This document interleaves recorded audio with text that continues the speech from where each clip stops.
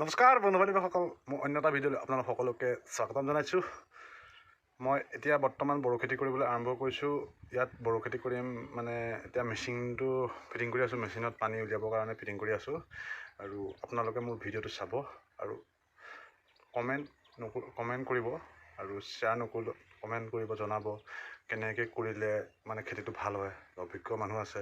যোৱা বছৰ মই এইডৰা একেডৰা মাটিতে মই এগ্ৰিকালচাৰৰ পৰা কঠীয়া আনি পেলাই ৰুইছিলোঁ। প্ৰায় 3 বিঘা মাটি বহুত লছ কৰিলে মোৰ, বহুত আৰু ক'বলৈ বাকী নাই। কিমান লছ হৈছে সেইটো মই নিজে জানো। এজোপা গছত মাত্ৰ এঠোক বা দুঠোকে ধান কাটিব পৰা হৈছিলে। আৰু যোৱা বছৰ মই আপোনালোকক ভিডিঅ' কৰি দেখুৱাইছিলোঁ ধান ধৰা, কিন্তু শেহতীয়া যেতিয়া মই ধান কাটিছিলোঁ তেতিয়া মই দেখুৱাবলৈ সময় নহ'লে, কিয়নো আমি খেতিয়ক শ্ৰেণীৰ মানুহ। ভিডিঅ' কৰিবলৈ বা এডিটিং কৰিবলৈ সময়খিনি বহুত কম হৈ যায়, সেইকাৰণে দেখুৱাব নোৱাৰিলোঁ। তাৰ বাবে দুখিত।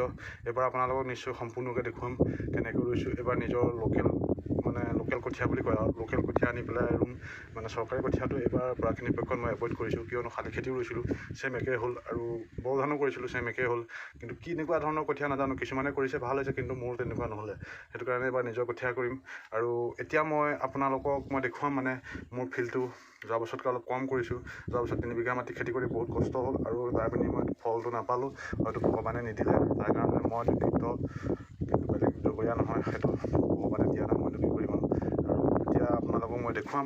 আৰু আপোনালোকে ভিডিঅ'টো চাই ভাল লাগিলে শ্বেয়াৰ এটা কৰিব, ফ'ল' কৰি দিব মোৰ পেজখন, আৰু লগতে কমেণ্ট কৰিব, লাইক কৰিব। শুকাই আছে মাটি ধুনীয়াকৈ। যোৱা বছৰ আলি কৰা আছিলে, এইবিলাক আলি আছেই। আৰু আপোনাৰ সেই হাল বোৱাৰ পৰা ধৰি নবোৱাৰ সেই জোপা কৰ্ণালৈকে তালৈকে মাটিটো বহল আছে। আৰু প্ৰায় আপোনাৰ ইয়াৰ পৰা এনেকৈ মেচিনৰ পৰা দেখিলে আপুনি হাল বাই থকা নিশ্চয় দেখিব। সেই হাল বাই শেষ য'ত হৈছে, ইফালৰ ওচৰৰ হাল বোৱা নাই, তাত বড়ো খেতি কৰিবলৈ দিগদাৰ হয়। পানী উঠাবলৈ অলপ ওখ টাইপৰ মাটি হয়, তাত পানী উঠাবলৈ দিগদাৰ হয়, সেইকাৰণে তালৈ পোৱা নাই। য'ত লাষ্ট মই হাল বাই থোৱা আছে তাৰলৈকে এইটো গোটেইটো যিমান বহল আছিলে, প্ৰায় 3 বিঘা একঠা মাটি আছিলে যোৱা বছৰ। ট্ৰেক্টৰৰ হিচাপ মতে, হাল বোৱা মতে 3 বিঘা একঠা মাটিত মই যিমানটো প্ৰডাকশ্যন পাবলগীয়া আছিলে সিমানটো প্ৰডাকশ্যন নাপালোঁ। আশা কৰিছিলোঁ পাম বুলি, কিন্তু নাপালোঁ। সেইকাৰণে এইবাৰ অলপ কম কৰিছোঁ, কিন্তু লোকেল কঠীয়া কৰিছোঁ। সেইটো ছাইড নাই কৰা। প্ৰায় 2 বিঘামান মাটিয়ে উলিয়াইছোঁ। সেইকাৰণে আজি মেক্সিমাম 2 দিন মই এই মেচিনটোত লাগি আছোঁ।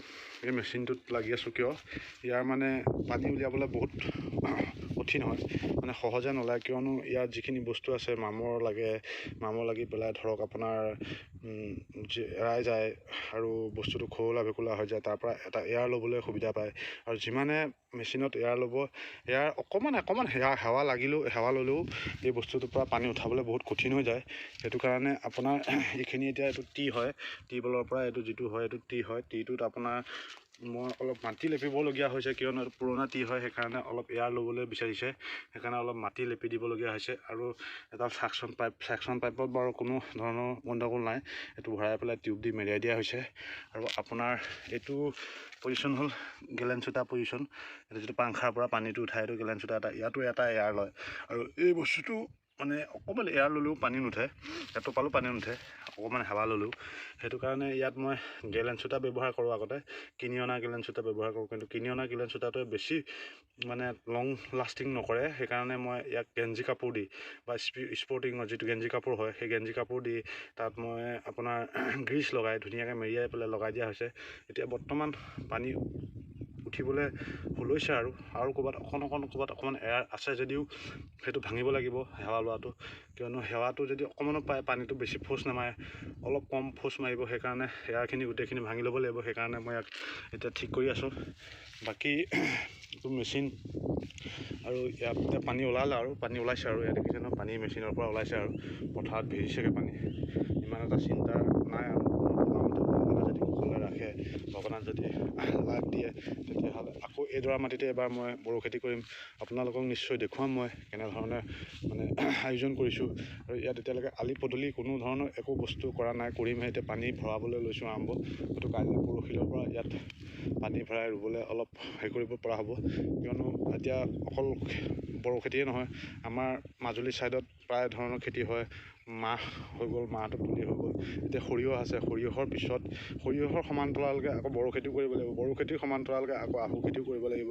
কিয়নো আহুটো আপোনাৰ ভাতটো খাবলৈ ভাল, কিন্তু বেলেগত কি নাজানো, আমাৰ মাজুলী মানুহখিনিয়ে আহু ধানৰ আহু চাউলৰ ভাত, সিজোৱা চাউলৰ ভাতটো খাই ভাল পায়, আৰু সেইটো কাৰণে সেই খেতিটো প্ৰায় মানুহে কৰে, ইমান কষ্ট হ'লেও কৰে।